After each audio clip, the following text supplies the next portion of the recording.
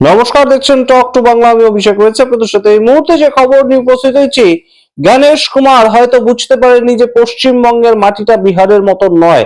অত সহজে এসআইআর এর মাধ্যমে তার যা একদম নির্দিষ্ট উদ্দেশ্য সেটা তিনি পূরণ করতে পারবেন, সেই রকম মাটি যে পশ্চিমবঙ্গ নয় সেটা বোধহয় গণেশ কুমারের বুঝতে একটু ভুল হয়ে গিয়েছিল, এবং সেখান থেকেই বিভিন্ন রকম সমস্যার সম্মুখীন হতে হচ্ছে। এবং সেখান থেকেই এই মুহূর্তে দেখতে পাচ্ছি আমরা যে সবচেয়ে বড় খবর উঠে আসছে যে গণেশ কুমার ইলেকশন কমিশনার তিনি তার নিজের দপ্তরের আধিকারিক 5 জন আধিকারিকের বিরুদ্ধে থানায় এফআইআর করলেন। বড় খবর এই মুহূর্তে অবশ্যই।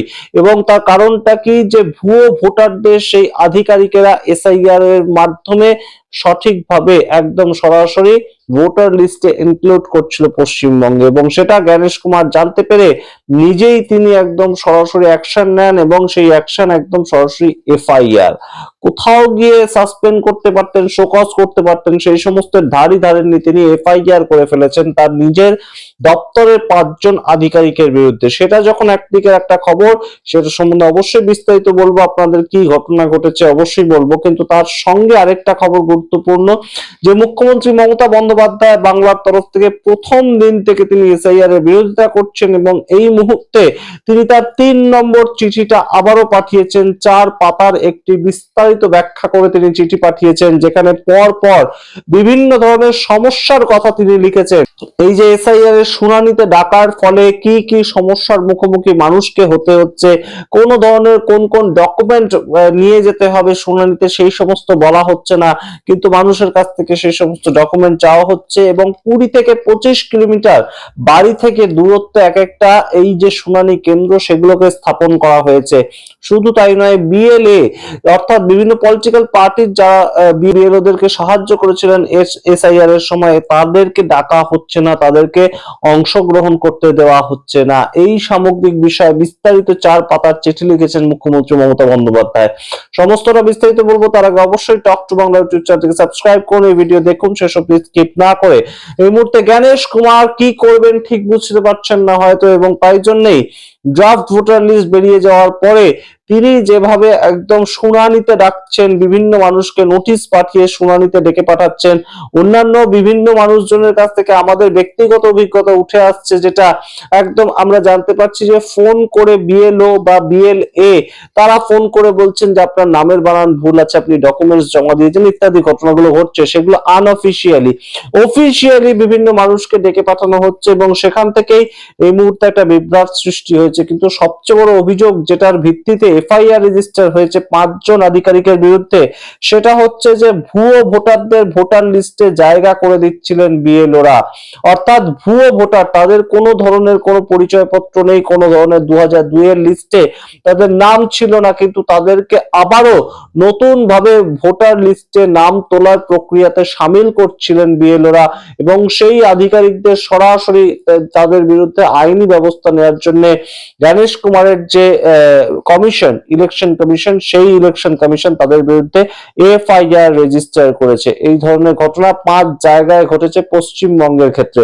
সঙ্গে আপনাদেরকে জানাই, রাজনৈতিক পারদও কিন্তু এর সঙ্গে ক্রমাগত চড়ছে। তার কারণ অভিষেক বন্দ্যোপাধ্যায় বারুইপুরে যে আবার জিতবে বাংলা বলে নতুন একটি কর্মসূচি নিয়েছেন, সেখানে অত্যাধুনিক পদ্ধতিতে একটা ঘটনা ঘটিয়েছেন, যেটা কিন্তু আমরা সাধারণত ভোটের প্রচারের ক্ষেত্রে দেখতে পাই না।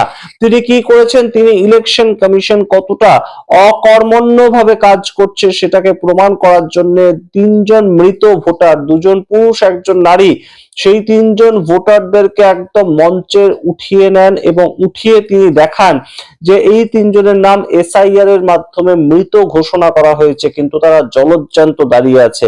এই ঘটনা ঘটার পর থেকে অবশ্যই জনমানসে কিন্তু একটা প্রভাব এর পড়েছে। ঠিক সেই সময় আমরা খবর পাচ্ছি সবে তো মুখ্যমন্ত্রী মমতা বন্দ্যোপাধ্যায়ের তরফ থেকে অভিষেক বন্দ্যোপাধ্যায় গিয়ে দেখা করে এসেছেন ইলেকশন কমিশনারের দপ্তরে, এবং সেখানে তিনি যা বক্তব্য রেখে এসেছেন সেটাও খুব গুরুত্বপূর্ণ।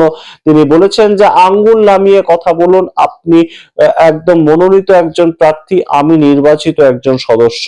সেই জায়গা থেকে সেটাও খুব গুরুত্বপূর্ণ। কিন্তু যা খবর উঠে আসছে এই মুহূর্তে, পরবর্তীতে মুখ্যমন্ত্রী মমতা বন্দ্যোপাধ্যায় নিজে ইলেকশন কমিশনারের সঙ্গে দেখা করতে যেতে পারেন। এবং এই মুহূর্তে আপনাদের আরো জানাই যে তাৎপর্যপূর্ণ চিঠিটার কথা বললাম, সেই চিঠিতে কি কি উঠে আসছে, গণেশ কুমারকে ঠিক কোন কোন পয়েন্টে বিদ্ধ করলেন মুখ্যমন্ত্রী মমতা বন্দ্যোপাধ্যায়, সেই পয়েন্টগুলো আপনাদের জানাই। বিহারে বৈধ পরিচয়পত্র হিসেবে বংশ তালিকা গ্রাহ্য হলেও পশ্চিমবঙ্গে কেন হচ্ছে না? অর্থাৎ বংশ তালিকা সেটা বিহারের ক্ষেত্রে গ্রাহ্য হয়েছিল, তাহলে পশ্চিমবঙ্গের ক্ষেত্রে কেন নিয়ম বদলে গেল? দ্বিতীয়, প্রথাগত বিজ্ঞপ্তি ছাড়াই কমিশন হোয়াটসঅ্যাপ করে নিত্য নতুন নির্দেশ দিচ্ছে। হোয়াটসঅ্যাপকে কি কোনোভাবেই একটা অফিসিয়াল প্ল্যাটফর্ম হিসেবে গৃহীত করা যায়, নাকি ইমেলটাকে অন্তত অ্যাটলিস্ট ইমেলটাকে ইলেকট্রনিক মিডিয়াম হিসেবে গৃহীত করা যায়?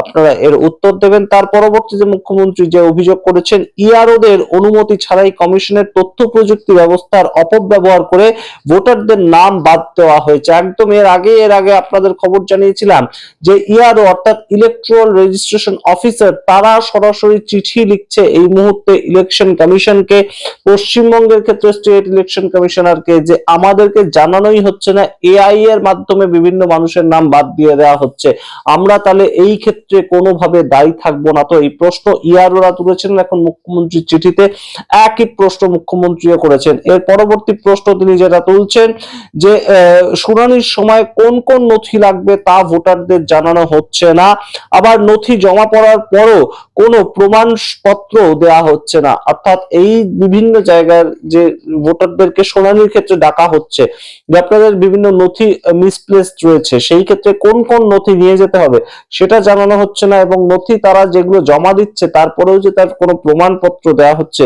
সেগুলো তাদেরকে দেওয়া হচ্ছে না। বিভিন্নভাবে একদম বিদ্ধ করেছেন মুখ্যমন্ত্রী মমতা বন্দ্যোপাধ্যায়। একদম গ্রাউন্ড লেভেলের যে সমস্যাগুলো সেগুলো তার চিঠিতে উঠে এসেছে।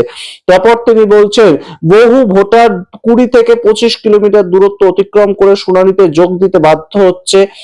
খুব গুরুত্বপূর্ণ, কারণ ইতিমধ্যেই আমরা খবর পেয়েছি বাংলায় এই ধরনের ঘটনা ঘটেছে যে ভোটারেরা তারা বহু দূরত্ব পর্যন্ত যাচ্ছিলেন। কেন ইলেকশন কমিশনের কোনো প্রতিনিধি এসে বয়স্ক ভোটার, বৃদ্ধ ভোটার এবং তার সঙ্গে যে যারা শারীরিকভাবে অপারগ যেতে শুনানি কেন্দ্রে, তাদের সঙ্গে দেখা করছে না, তাদেরকে ভোট দেওয়ার অধিকার নেই, এই প্রশ্ন উঠছে এই মুহূর্তে।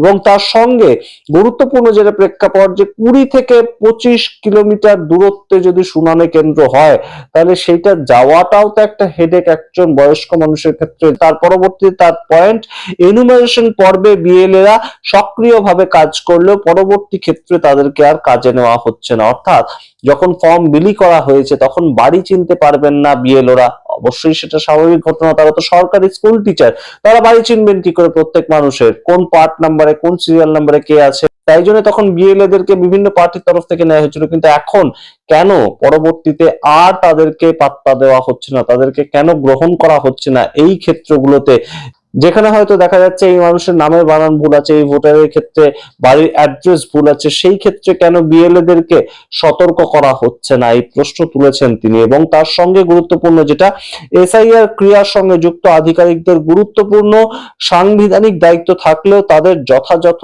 প্রশিক্ষণ দেওয়া হয়নি। অর্থাৎ যেটা বারংবার অভিযোগ উঠেছিল, যে এই যে এসআইআর এর ফর্ম গুলো নেওয়া, সেগুলোকে যে আপলোড করার ক্ষেত্রটা, সেটা বহু মাস্টারমশাই পাচ্ছেন না। অর্থাৎ মাস্টারমশাই বলতে যারা বিএলও হিসেবে কাজ করছেন, তারা অতটা টেক সেভি হয়তো নয়, সেই ক্ষেত্রে তাদেরকে প্রশিক্ষণ দেওয়া হয়নি কেন? আর যদি প্রশিক্ষণ নাই দেওয়া হয়ে থাকে, তাহলে ডাটা এন্ট্রি অপারেটরকে কেন গ্রহণ করা হয়নি রাজ্যের তরফ থেকে? বিহারে তো হয়েছিল, বিহারে তো বহু পরিমাণ ডাটা এন্ট্রি অপারেটর, তারা শুধুমাত্র ফর্ম আপলোড করেছিলেন, সেই কাজটা তাদেরকে দেওয়া হয়েছিল। কিন্তু পশ্চিমবঙ্গের ক্ষেত্রে বা অন্যান্য রাজ্যের ক্ষেত্রে কেন এই মুহূর্তে বিএলওদেরকেই সেই কাজটা করতে হচ্ছে? এই প্রশ্ন তুলেছেন মুখ্যমন্ত্রী মমতা বন্দ্যোপাধ্যায়। অত্যন্ত গুরুত্বপূর্ণ কিছু পয়েন্ট এবং সেই সংক্রান্ত একটা 4 পাতার চিঠি ইলেকশন কমিশনার গণেশ কুমারকে আবারও পাঠালেন। এই নিয়ে 3 নম্বর চিঠি মুখ্যমন্ত্রী পাঠালেন গণেশ কুমারকে। আমরা অবশ্যই নজর রাখবো যে ইলেকশন কমিশনের পক্ষ থেকে কোনো ধরনের কোনো এর প্রত্যুত্তর আসছে কিনা, আপনাদের সামনে তুলে ধরবো। অবশ্যই এই মুহূর্তে গুরুত্বপূর্ণ আপডেট, যে 5 জন আধিকারিক ইলেকশন কমিশনের যারা কাজ করছেন, ইলেকশন কমিশনের এই সম্পূর্ণ এসআইআর প্রক্রিয়াটার হয়ে কাজ করছেন, তাদের বিরুদ্ধে ইলেকশন কমিশন একটা এফআইআর করলো এবং 5 জন আধিকারিকের বিরুদ্ধে সরাসরি ইলেকশন কমিশনের এফআইআরটা কিন্তু একটা অন্য মাত্রা দেবে। এবং কোথাও গিয়ে অবশ্যই এটাও কি প্রমাণ হচ্ছে না যে ইলেকশন কমিশনের বিভিন্ন আধিকারিকরা ভুয়ো ভোটারদেরকে স্থান করে দিচ্ছে ভোটার লিস্টে? এই প্রশ্ন রাখলাম আপনাদের সামনে, এবং মমতা বন্দ্যোপাধ্যায়ের এই চিঠি অত্যন্ত তাৎপর্যপূর্ণ। আপনারা কি মনে করেন এই সম্বন্ধে অবশ্যই কমেন্ট বক্সে কমেন্ট করুন। দেখতে থাকুন টক টু বাংলা, অবশ্যই টক টু বাংলা ইউটিউব চ্যানেলকে সাবস্ক্রাইব করে দিন। ধন্যবাদ।